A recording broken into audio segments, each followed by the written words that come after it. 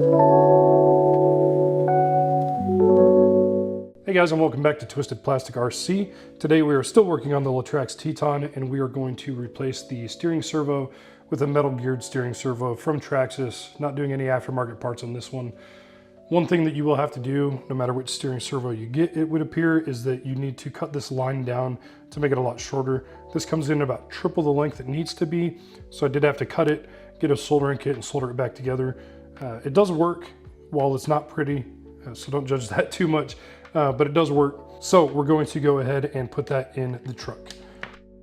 Now the steering servo is right in here.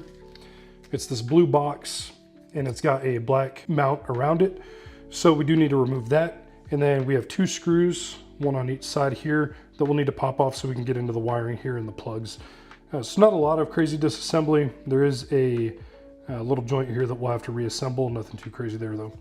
So we've got those two screws that we talked about. And then for the servo itself, to get that mounting bracket out, you have this screw right here and this one right here. That should be everything we need to take out.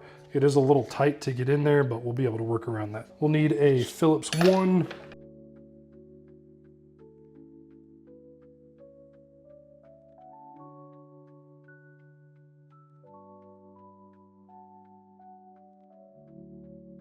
All right, now that we've got those 4 screws out, we'll be able to get to work. So you'll notice that your steering servo becomes loose in there once you get those screws out.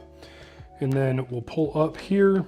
It is a little tight to pull up because there is some like foam tape there, but we'll kind of pull that off to the side. Of course, being careful not to tear any wires, but you'll see your steering servo is taped in on the side here and then plugged into the second channel. Well, it's actually channel 1, but it's the second plug down. So we can pull up on that to unplug our servo. And then you will have to cut this foam tape away. Of course, being careful not to cut the wires themselves.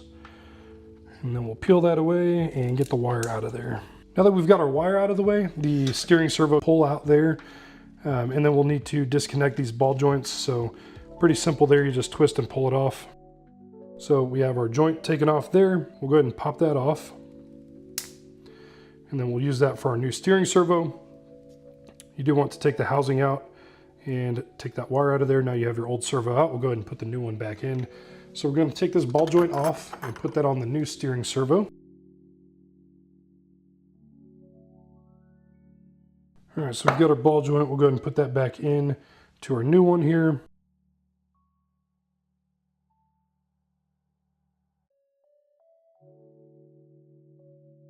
So now we are in there. We've got that ready.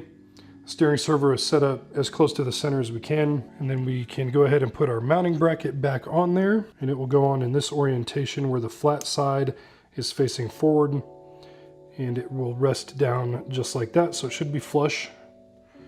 And then you'll be able to pull your new servo wire, put it in place just like so. Then we're good to reinstall our new servo. What I'm going to do first is put this joint back on, that way it's in place when I need it. And you can just press that in by hand, so it's sitting there freely. And then we're going to put this back in place and screw it in using the bracket. So we're going to line it up from the top first, as close as we can, so we're pretty lined up. And then we'll be able to flip it over, and our screw hole is right there. So we'll go ahead and get that mounted back.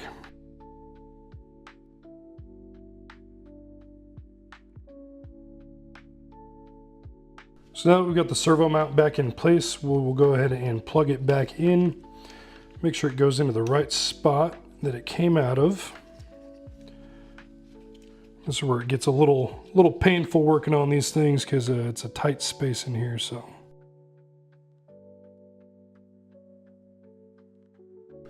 All right, so we are plugged in where we need to go. And then we will get this guy back in place here. And then get this screwed down.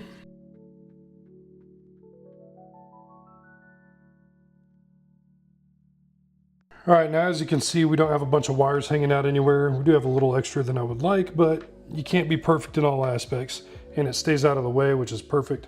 So next step is to put a battery in the car, turn it on, and make sure that servo works.